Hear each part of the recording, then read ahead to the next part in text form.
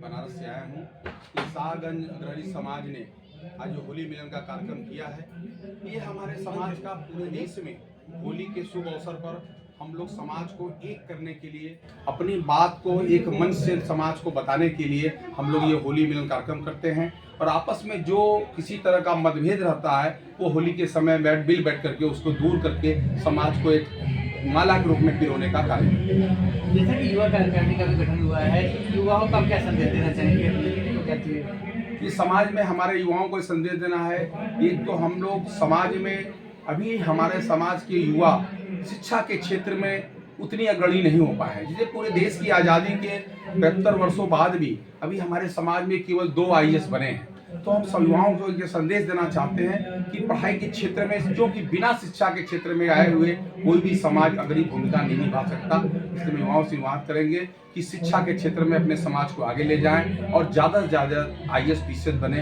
जैसे कि जब अधिकारी बनेंगे तभी हमारे समाज का भला होगा। इसलिए मैं युवाओं से आह्वान करना चाहूँगा, बच्चियों से भी आह्वान करना चाहूँगा कि आपने जैसे शाहगंज से एक बेटा नीलम जी का IAS बना है और आज उन्होंने अपने परिवार में ही शाहगंज के नाम को रोशन किया है। इससे ज़्यादा से ज़्यादा IAS बने और शिक्षा के क्षेत्र में बच्चे आगे बढ़े, ये हम उनको संदेश देना चाहते हैं। जैसे अभी तक यहाँ पे IAS निकले हुए हैं, उनको मॉडल जो प्रस्तुत करने के लिए आपकी क्या प्रयास रहा है? जो IAS यहाँ से निकले हुए या 2 IAS जो हुए हैं, अपने अन्य युवाओं को मॉडल तौर पर उनको प्रस्तुत करने के लिए आपके आगामी क्या कार्यक्रम रहे हैं? हम लोग ये कार्यक्रम बना रहे हैं कि हमारे समाज के 2 IAS हैं, एक शाहगंज के नीलम जी के और एक रायबरेली के सचिन अग्रहरी जो इसमें जम्मू के DM है। हम लोग सोचते हैं उन दोनों IAS अधिकारियों को बुला करके एक कार्यशाला युवाओं का रखा जाए, जिसमें उसके द्वारा ये उन लोगों को प्रशिक्षित किया जाए कि किस तरह से उन्होंने इस IAS जैसी कुर्सी को पाया। तो अगर वो अपनी बात कहेंगे तो समाज के बच्चों पर ज़्यादा असर पड़ेगा। तो आगामी हम लोग निश्चित तौर पर एक कार्यशाला रखेंगे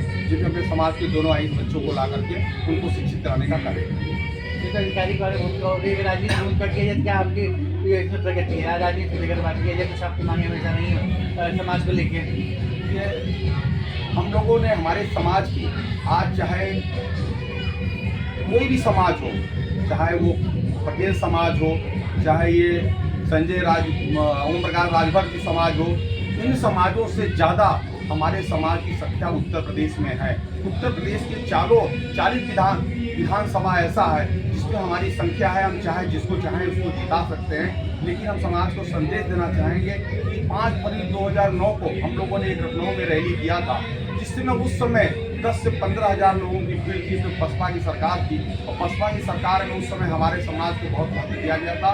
इसलिए हम लोग आगामी 16 जनवरी को एक राष्ट्रीय कार्यकारिणी की बैठक करने जा रहे हैं, जिसमें हम लोग लखनऊ में एक विशाल रैली 50,000 अग्रहियों का करेंगे, जिसमें सारी राजनीतिक पार्टियों इस बात की मांग करेंगे कि हम ये रैली करेंगे और आपको तभी आमंत्रित करेंगे कि हमारे समाज को अपनी पार्टी में जब तक आप जगह नहीं देंगे, समझौता नहीं करेंगे, क्योंकि बिना मांगे कुछ मिलता नहीं है। जब हम कुछ देने की बात करेंगे उन पार्टियों को भी उसमें हम आमंत्रित करेंगे। जो हमको कुछ नहीं देगा उसको आमंत्रित नहीं करेंगे और अपनी ताकत दिखाएंगे कि आने वाले विधानसभा में हम अपना प्रत्याशी और अग्रणियों को स्वयं लाएंगे अगर हमको टिकट नहीं दिया गया तो।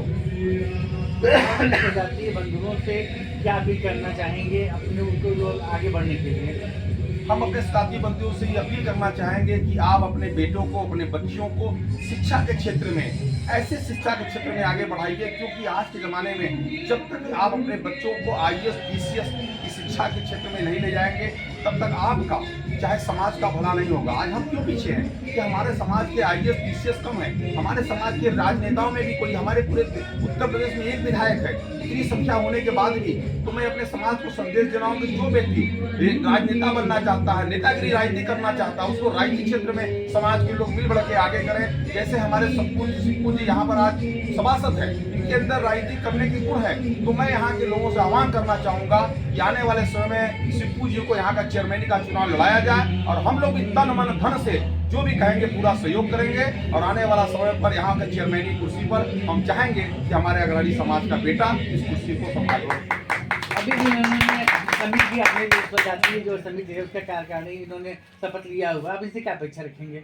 हम इच्छा रखते हैं कि सिप्पू जी बहुत ही योग्य व्यक्ति हैं। मैंने इनको जब से मैं आया हूँ देखा हूँ, ये व्यक्ति 1 मिनट के लिए बैठे नहीं, फिरंगी की तरह से भौरा है, बैठता नहीं है, अपने रस को चारों तरफ बांटता रहता है, सुगंध को लेता है, बांटता है, लेता है, बांटता है। उसी तरह ने इन्होंने पूरे 4 घंटे के अंदर अपने कर्ताओं को बांटा, अपने अतिथियों का सत्कार किया। तो मैं जानता हूँ इनके नेतृत्व में जो एक एक माला, एक एक मोती अलग अलग छिटा हुआ है, वो उसको माला बना करके और साथ समाज को एक माला के रूप में कार्यकारिणी देने का कार्य करेंगे। आने वाले समय में इनके नेतृत्व में समाज का अच्छा कार्य होगा। हमको पूर्ण विश्वास है कि इनकी ऐसी टीम है, जिस तरह से इन्होंने आज युवाओं का टीम, महिलाओं का टीम और अपना मेन टीम का गठन किया और जिस तरह से कार्यकर्ता थे, मैं पूरी प्रशंसा करता हूँ। इतनी बड़ी टीम इन्होंने जो पहले दिन ही शपथ ग्रहण में शपथ दिलाया कि आगे चलकर ये अग्रणी समाज शाहगंज का नाम पूरे प्रदेश में रोशन करेंगे, ये हमको विश्वास है। अध्यक्ष, आज कार्यक्रम लेकर क्या कहना चाहेंगे आप? आज के कार्यक्रम में होली महोत्सव का कार्यक्रम बहुत ही अच्छे तरीके से संपन्न हुआ। हमारे यहाँ मुख्य अतिथि के रूप में आए राष्ट्रीय महामंत्री श्री अशोक जी, उनका मैं बहुत धन्यवाद देता हूँ और उनके चरणों को स्पर्श करके मैं उनसे आशीर्वाद लेता हूँ कि आप लोगों के ही मार्गदर्शन में भविष्य में हमें आगे बढ़ना है।